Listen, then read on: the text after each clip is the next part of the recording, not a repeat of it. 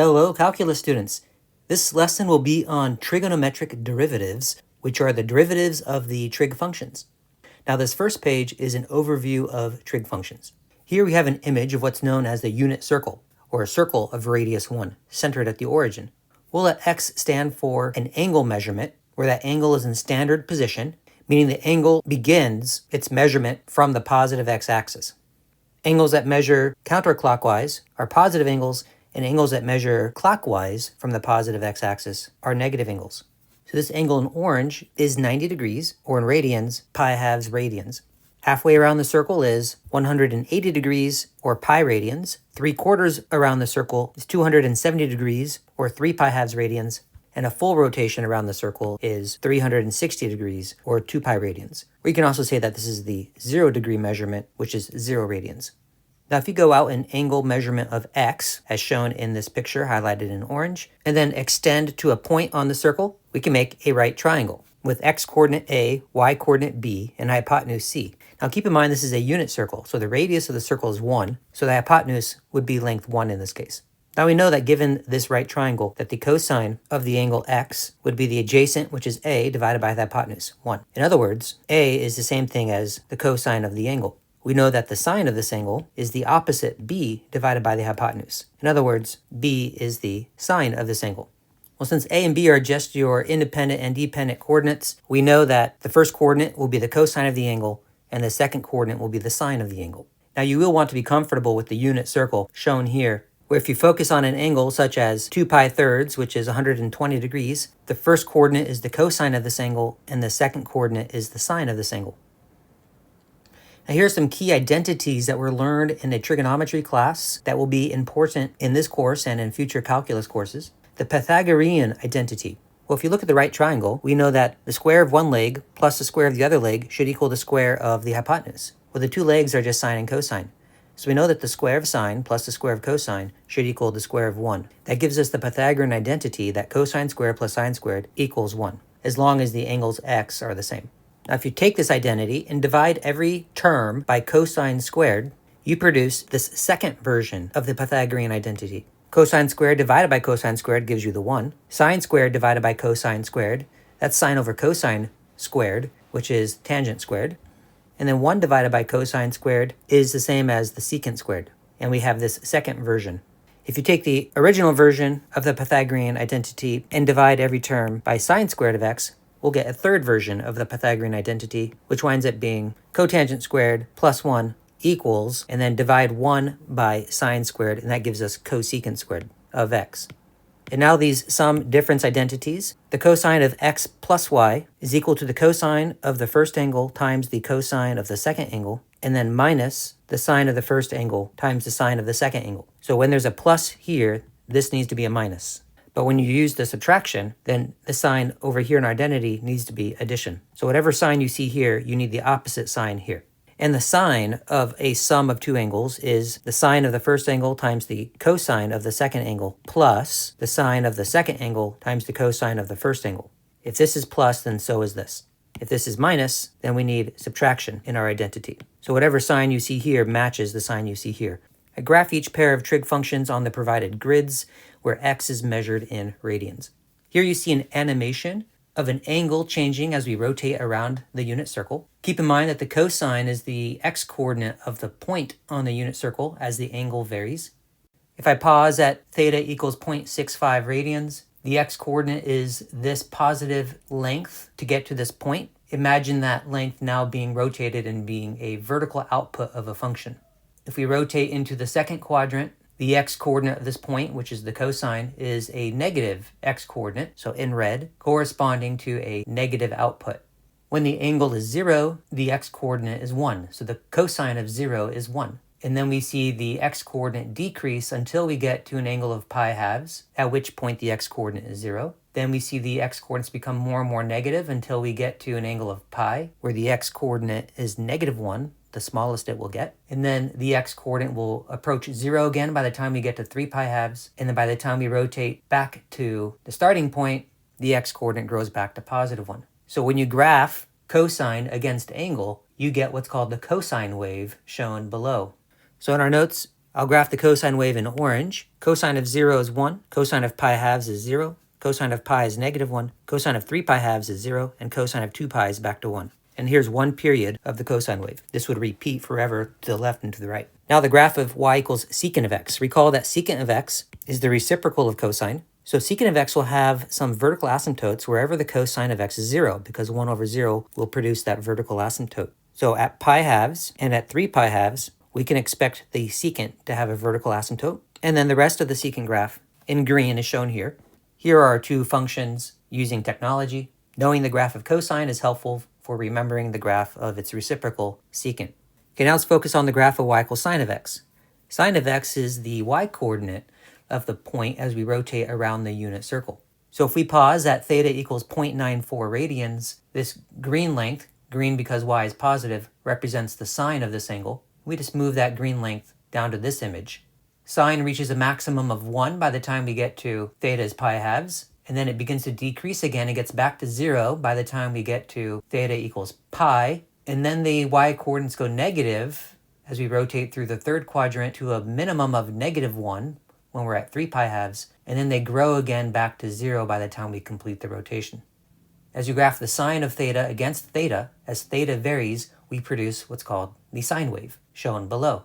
So in our notes, I'll make the sine graph orange. The sine of 0 is 0. The sine of pi halves is 1. The sine of pi is 0. The sine of 3 pi halves is -1. And the sine of 2 pi is back to 0.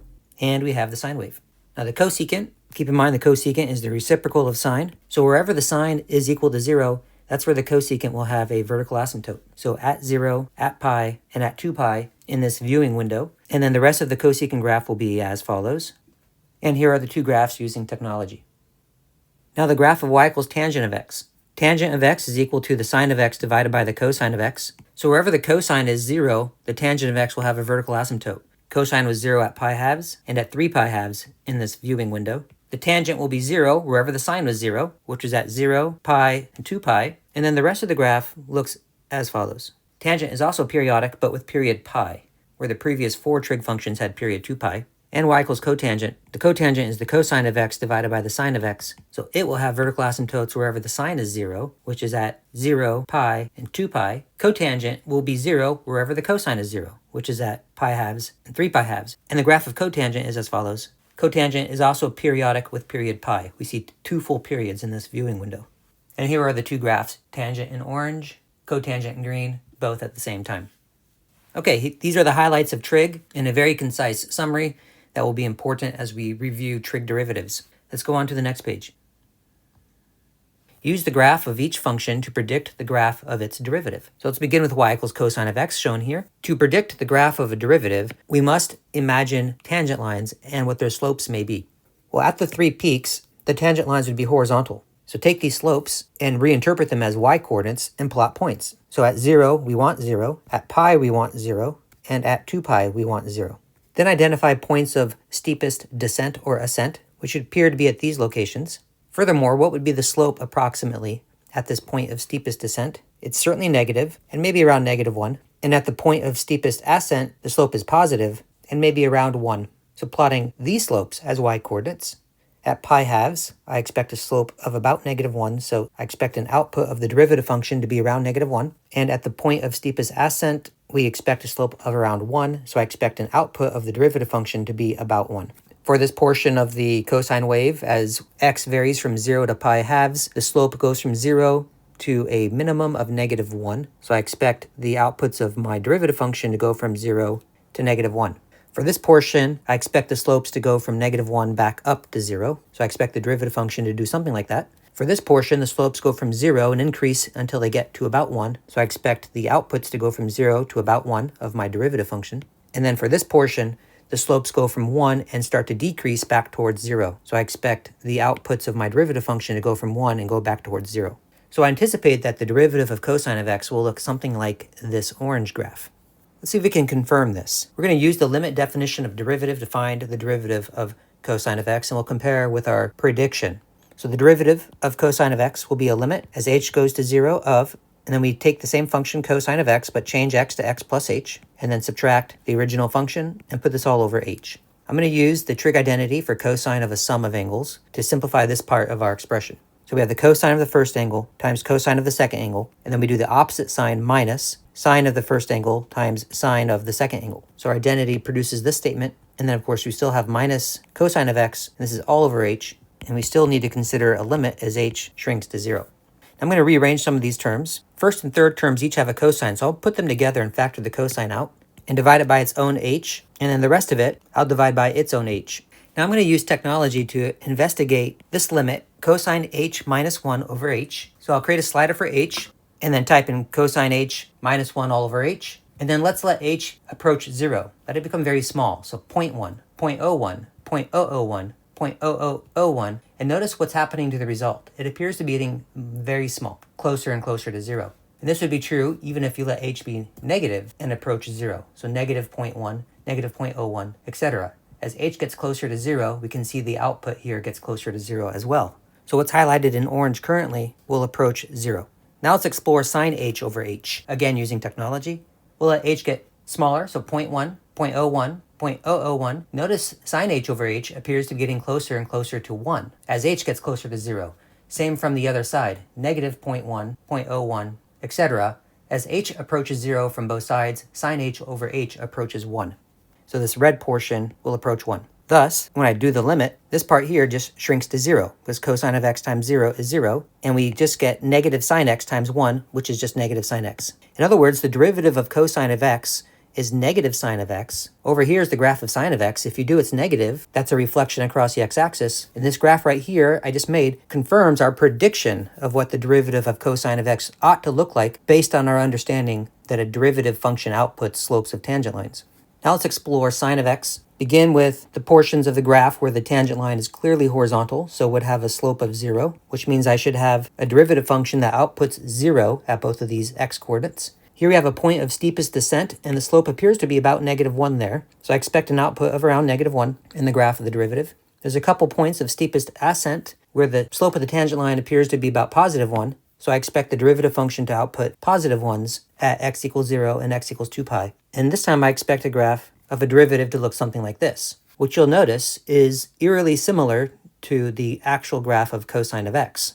Let's confirm. The derivative of sine of x using the limit definition is the limit as h goes to 0 of the sine of x plus h minus the sine of x all over h. Let's use the sine addition formula. The sine of x plus h is equal to the sine of x times the cosine of h plus the sine of h times the cosine of x, and then we have still the minus the sine of x all over h. This time I'll group these terms together and factor out the sine of x. So we have a sine of x times a cosine of h minus a 1, and we'll put this all over its own h, and then this middle term I'll put over its own h. We see the same two limits emerging here that we saw before. Cosine of h minus 1 over h we investigated, and this approaches 0 as h approaches 0, but this sine of h over h approaches 1 as h approaches 0. So in the end, this first term will 0 out, and then we'll have plus 1 times cosine of x. So we get the derivative of sine of x is simply cosine of x as predicted above.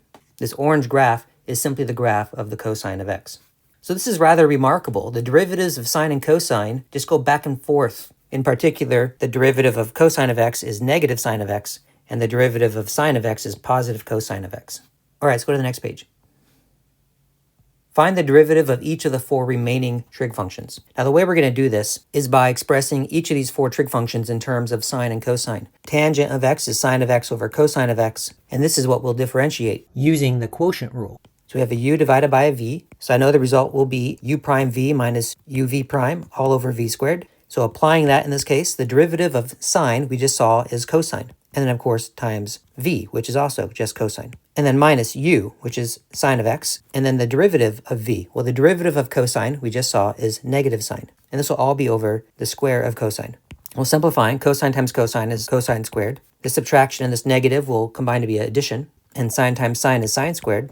Then the Pythagorean identity, cosine squared plus sine squared, will always be equal to 1. So we get 1 over cosine squared. And that's the same trig function as the secant squared of x. So the derivative of tangent of x is secant squared of x.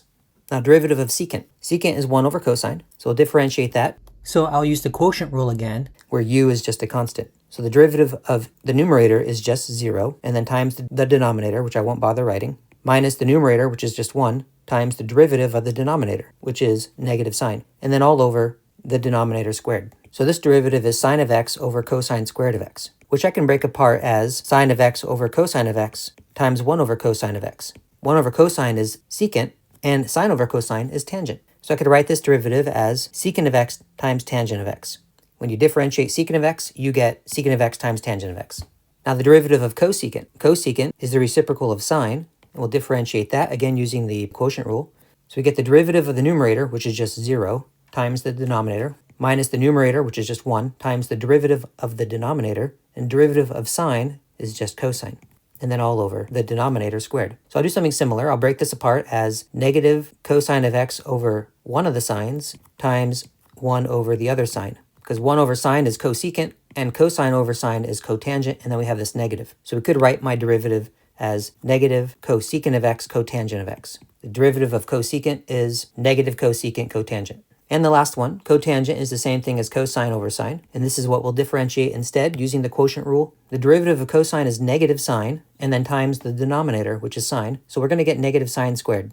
And then minus, the numerator is cosine, and the derivative of the denominator is also cosine, so we're going to get minus cosine squared of x. And this is all over the square of the denominator. Now the numerator is two negatives. I could factor that negative out. That would leave sine squared plus cosine squared. That's where the Pythagorean identity comes into play, because sine squared plus cosine squared is equal to 1. So we get negative 1 over sine squared. But 1 over sine is cosecant, so I could just write this as negative cosecant squared.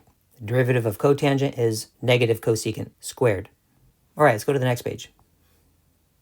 Find each derivative below. First case, I see we have a product of two functions, u times v, so I'll use the product rule, which tells me I should get u prime v plus uv prime. So we do the derivative of 2x cubed first. That's going to be 6x squared using the power rule, times v, undifferentiated, plus the first, which is 2x cubed, times the derivative of v, and the derivative of sine is cosine.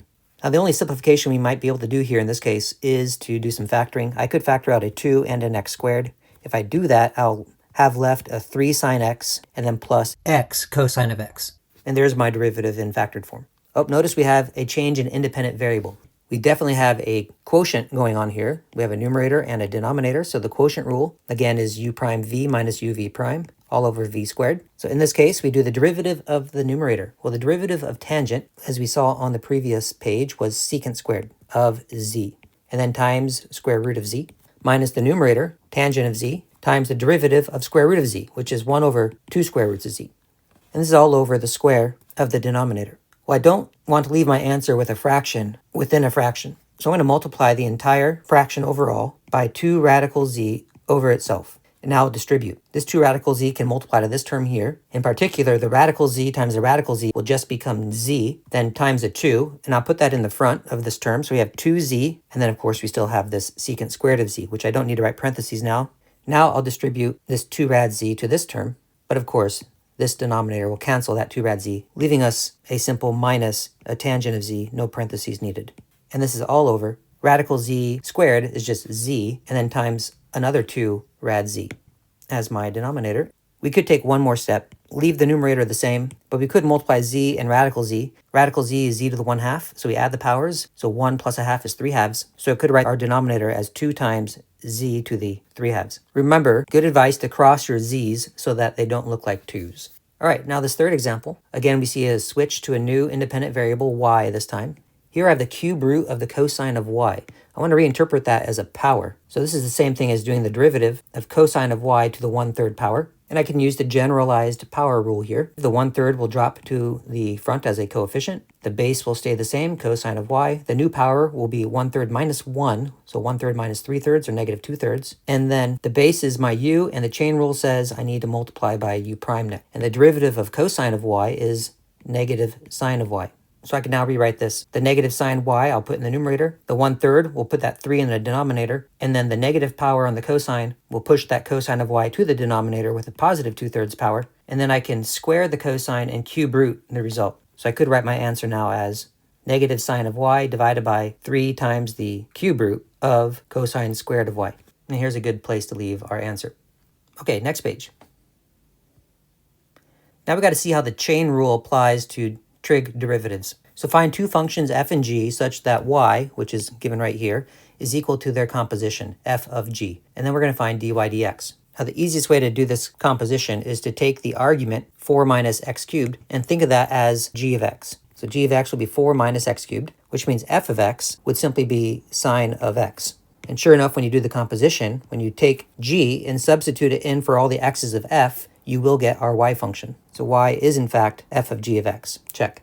Now let's find the derivatives of f and g. G prime of x will be the 4 will go to 0, and the other term will become negative 3x squared using the power rule. And then f prime of x, the derivative of sine, is cosine of x. So the chain rule says that since y is a composition, the derivative of y with respect to x will be f prime of g of x times g prime of x. This was reviewed in a previous lesson. So in our case, we take the g function here and we substitute it into the f prime function. So in this case, we get the cosine of, and then replace x with 4 minus x cubed.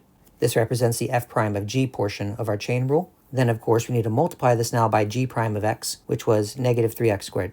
So essentially what happened is when you have sine of a function, you differentiate sine first and get cosine, and then you plug that same function into cosine, but then multiply by the derivative of that function. Of course, you could also take this g prime and instead move it to the front, which is what we'll do in the following formulas. So we create now our 6 generalized trig rules, which employ the chain rule. Notice that we're differentiating with respect to x. We have a u here. The letters don't match, so we assume u is some unspecified function of x. The derivative of sine of a function will be the derivative of sine, which is cosine, of that same function, so of u. But then chain rule, we multiply this result by the derivative of u, which I'll put in the front. Now it's easy to generalize any derivative rule. We know that the derivative of cosine is negative sine. And then we do the same argument, u, but then the chain rule says multiply this by u prime. So I'll put that in the front and move my negative to the front. So we have negative u prime sine u. The derivative of tangent is secant squared. We keep the argument the same, so keep it u, but then chain rule, multiply by u prime. The derivative of cotangent is negative cosecant squared. Keep the argument u, but then multiply by u prime. So I'll move that negative to the front and put u prime there. So negative u prime cosecant squared of u. The derivative of cosecant we saw earlier was negative cosecant cotangent. Arguments stay the same, so both have arguments of u. And then we multiply by u prime, which I'll put in the front, and move that minus sign. And then finally, the derivative of secant of u. The derivative of secant is secant tangent. You keep the arguments the same, and then multiply by u prime. So this is how the chain rule applies to when you do any trig function of a function. Okay, find each derivative below. We have cosine of a function.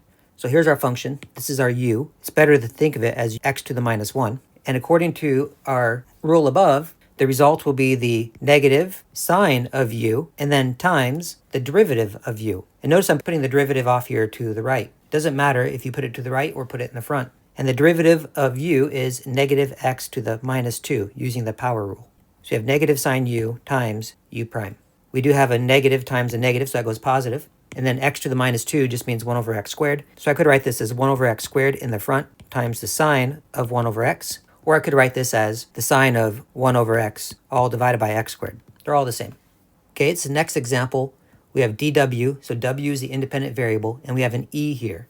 If we assume e is a function of w, then we would need to use the chain rule. But e often is used to represent Euler's constant. But what matters is that we're going to think of it as a constant in this case.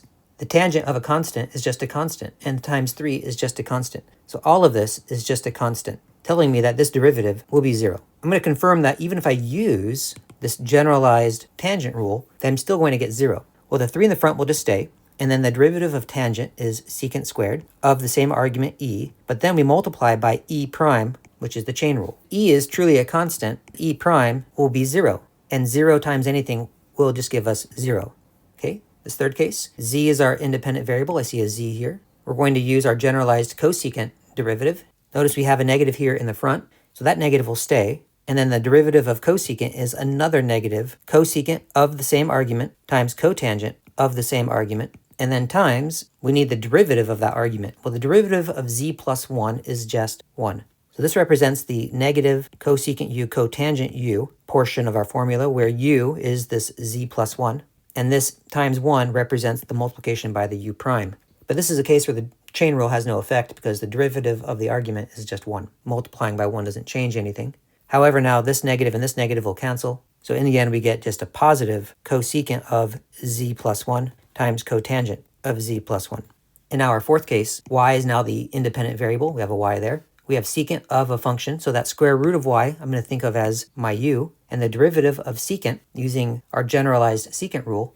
This time I will put the u prime in the front. So the derivative of square root of y with respect to y is 1 over 2 square roots of y. And then now I multiply this by the secant of u, where u is square root of y, times the tangent of u, where u is the square root of y. So this time I have the u prime in the front, and then the secant u tangent u. Of course, I could also write this now as secant square root of y, tangent square root of y, all over a 2 radical y. Again, you want to begin the process of memorizing these 6 derivative formulas. Moving on to the next page. Okay, we have 3 derivatives. They all involve sine, and there's powers of 8, but in different positions. Let's see how this affects things. In the first case, when you see sine x to the 8 written this way, you want to assume that that 8 is a power on the argument. Forcing some parentheses around the argument, I would put them right there around the x to the 8th. So this is really the sine of a function, and that function is x to the 8. That's my u. Well, the derivative of sine of u is u prime cosine of u. So we got to put the derivative of u, you can put it in the front or at the end, we'll put it in the front. The derivative of x to the 8 is 8x to the 7, and then times the cosine of the same argument, x to the 8. So here's my u prime, and here's my cosine of u. And we're done with this one. All right, this next case, notice where the 8 is now. When the 8 is between the trig and its argument, this suggests that we should think of this as the derivative of sine of x raised to the 8, which is the case now where we have a function, we'll call that u, to a power. So we want to use the generalized power rule, which would give me the 8 would drop down, the u would stay the same, power would drop to 7, and then the chain rule times the u prime, the derivative of the base. So in this case, the 8 drops down, the sine stays the same, the new power is 7, and then we multiply now by the derivative of sine of x, which we know is cosine of x. And then with that 7, you can get rid of these parentheses by putting that 7 back between the trig and its argument. So here is my derivative without parentheses. All right, now we have 8's in both places. Well, this 8 I'm going to rewrite outside of the trig function like this. So once again, I do see we have a function raised to a power, so I'm going to begin with the generalized power rule, so that 8 outside the parentheses becomes a coefficient of all of this, and the new power drops to 7 outside those parentheses. But now we've got to multiply this by the derivative of what's inside the parentheses here. Well, this has the form sine of some function u, and so the derivative of that will be u prime times cosine of u. So the u in this context is just this x to the 8th. So we put its derivative, which is 8x to the 7, and then times cosine of that same argument, x to the 8th. So this was a double composition. We had x to the 8th plugged into sine of x, and then all of that was plugged back into x to the 8th. So if f is equal to x to the 8th and g is equal to sine of x, we did g of f, that gives me what's inside of here, but then I plugged all that back into f. So we had a double composition, f plugged into g, and then that result plugged back into f. And rewriting my answer, I'm just going to take care of this 7 by putting it right in this position instead. So we have 8 times the sine to the 7th of x to the 8th times 8x to the 7 times cosine of x to the 8th. And now I'm also going to multiply this coefficient with this coefficient and put all of that in the front. So we have 64x to the 7th times sine to the 7th of x to the 8th times cosine of x to the 8th. And this is a good place to leave our answer. Okay, as we learn more and more derivative rules, we're going to see that they can all be combined in more and more ways. We can do mixtures of quotient rules and product rules and trig rules and generalized power rules in ever-increasing complex ways. The next few lessons will continue to add to our list of functions for which we want to find derivative formulas. But this concludes this lesson on trigonometric derivatives.